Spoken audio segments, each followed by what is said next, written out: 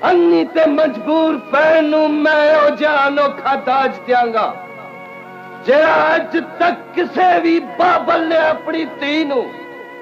अस्सलाम वालेकुम नाज़रीन, मैं तारक सानी ते तुसीं वेख रहे हो मेरा यूट्यूब चैनल रैबर एंटरटेनमेंट प्लस। अज मुस्तफा कुरैशी दी बड़ी ही बेहतरीन फिल्म लैके तुहाडी खिदमत च हाज़र हो रहे हैं, जिस दे अंदर मुस्तफा कुरैशी ने अपनी जानदार एक्टिंग और शानदार एक्शन की वजह तो यह फिल्म तुहानूं बहुत पसंद आएगी। उस फिल्म का नाम है तूफान ते चट्टान। 22 मई 1981 बरोज़ जुमा रिलीज़ होने वाली एक black and white Punjabi film. इस फिल्म का मौजू जिस तरह उस दौर विच आम फिल्मां एक्शन, लड़ाई, मार कुटाई, सस्पेंस होंदा सी और इस तरह दियां फार्मूला फिल्म बननियां सन, इसका मौजू भी वही है और मेरा ख्याल है तुहानूं यह फिल्म यकीनन पसंद आ जाएगी। नाज़रीन, यह फिल्म यूट्यूब पर मौजूद नहीं है। अगर तुसी पूरी फिल्म देखना चाहते हो तो इस वीडियो नूं पूरा वेखो ताकि तुहानूं पता चले यह फिल्म तुसी पूरी किस तरह वेख सकते हो। इस फिल्म के अदाकार मुस्तफा कुरैशी, मैं आया नहीं बुलाया गया। सदीर ने किसे दी जान कड्ढन लग्या कभी कान च आख्या कि आसिया, मेरी ओदे नाल बड़ी पुरानी दुश्मनी है। जगी मलक, तो पहला इन्ना दस दे भैणा अलियास कश्मीरी, जाया खून ते कंबदा आ पिंड ए सवेली चाहिए साइका, कहता पंजाब दी धी ने बहार, लस्सी जिन्ने आज तेरी बीवी दी इज्जत ने चंगेजी पकड़िया आज धरती ने जे तक तमाला। और इकबाल दुरानी। आज मैं देखना चाहना वा कि मेरी अदैत अरशद मिर्जा, फिल्मसाज आशिक हुसैन, आमिर मलिक, सनीफ मोहम्मद कमाल पाशा और म्यूजिक वजाहत अतरे।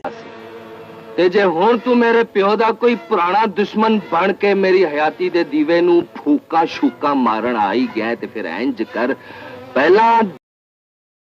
इस फिल्म की कहानी एक जालम जागीरदार दी है जिसके दो पुत्र हाशू ते हीरा होंदे ने। पिंड दियां इज्जतां नाल खेडां उहदा महबूब मशगला होंदा है ते उसका दोस्त नूरा रख चंगेजी सारे कम्मां उस जागीरदार दा शरीक होंदा है। नूरे रख का करैक्टर अदाकार चंगेजी ने अदा किया है ते जागीरदार का करैक्टर अलियास कश्मीरी ने अदा किया है। और इस जुल्म के खिलाफ पिंड का एक जवान कादरा जट जगी मलक खड़ा हो जाता है और वो जागीरदार के रस्ते की दीवार बन जाता है।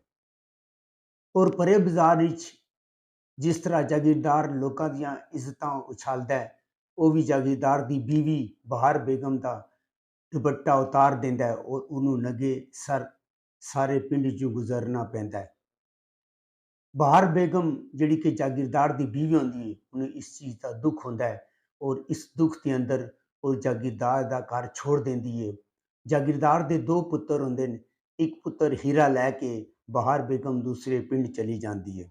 जागीरदार नूं जदों कादर जट की इस हरकत का इलम होंदा है, वो नूरे रख नूं भेज के जगी मलक कादरे जट नूं कतल करवा देंदा है। खुदारा डक के खलो गया किते राह ते नहीं भुल गया और तू ये रख जुल्म दा दरिया जिन्हें कादरे जट का एक पुत्र ते एक धी होंदी है।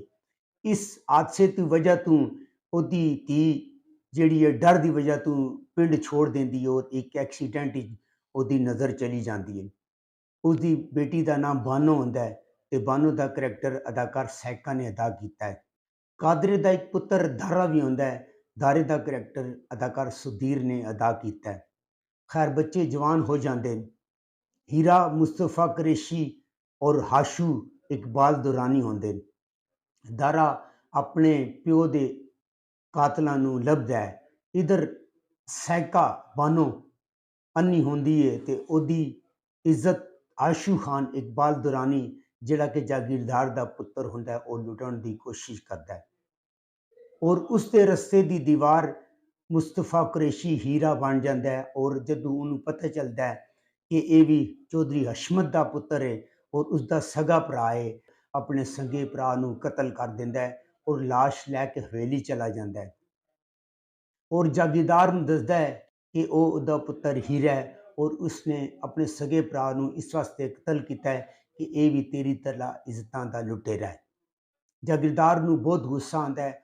ਉਹ ਹੀਰੇ ਨੂੰ ਕਹਿੰਦਾ ਹੈ ਕਿ ਕਾਦਰੇ ਦੇ ਪਿਓ ਨੇ ਭਰੇ ਪਿੰਡ ਵਿੱਚ ਤੇਰੀ ਮਾਂ ਦਾ ਸਰ ਨੰਗਾ ਕੀਤਾ ਸੀ ਔਰ ਤੂੰ ਵੀ ਜਿਹੜਾ ਉਹਨੂੰ ਲੱਭ ਕੇ ਕਤਲ ਕਰਨਾ ਹੈ।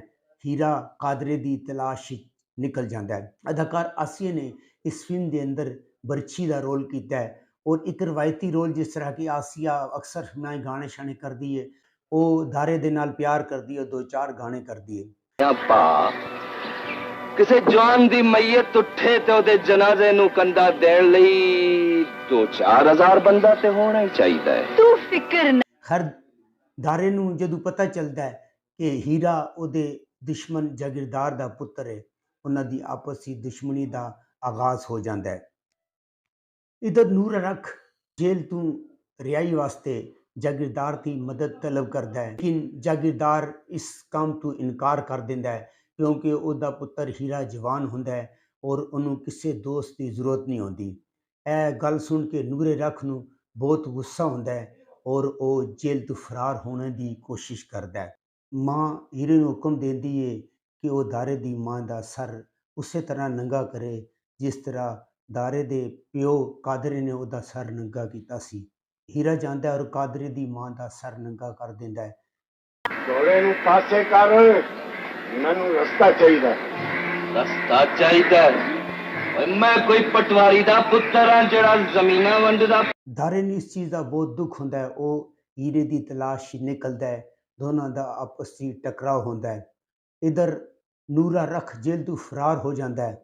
ਦਾਰੇ ਨੂੰ ਪਤਾ ਚੱਲ ਜਾਂਦਾ ਹੈ ਕਿ ਨੂਰੇ ਰੱਖ ਨੇ ਬਚਪਨ ਵਿੱਚ ਉਹਦੇ ਪਿਓ ਨੂੰ ਕਤਲ ਕੀਤਾ ਸੀ।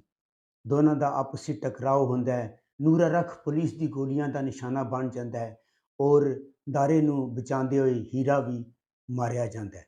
ਫੇਸਬੁੱਕ ਉੱਤੇ ਤੁਸੀਂ ਸਰਚ ਦੇ ਵਿੱਚ ਲਿਖੋਗੇ ਚਟਾਨ ਤੇ ਤੂਫਾਨ ਤੇ ਇਹ ਫਿਲਮ ਸਾਹਮਣੇ ਆ ਜਾਏਗੀ। 5-6-7 ਪਾਰਟ ਵਿੱਚ ਤੁਸੀਂ ਇਹਨੂੰ ਬਹਿ ਕੇ ਇੰਜੋਏ ਕਰ ਸਕਦੇ ਹੋ। ਅਗਰ ਤੁਹਾਨੂੰ ਮੇਰੀ ਮਾਲੂਮਾਤ ਅੱਛੀ ਲੱਗੀ ਹੋਵੇ ਮੇਰੇ ਚੈਨਲ ਨੂੰ ਸਬਸਕ੍ਰਾਈਬ ਕਰੋ, ਲਾਈਕ ਕਰੋ ਤੇ ਸ਼ੇਅਰ ਕਰੋ।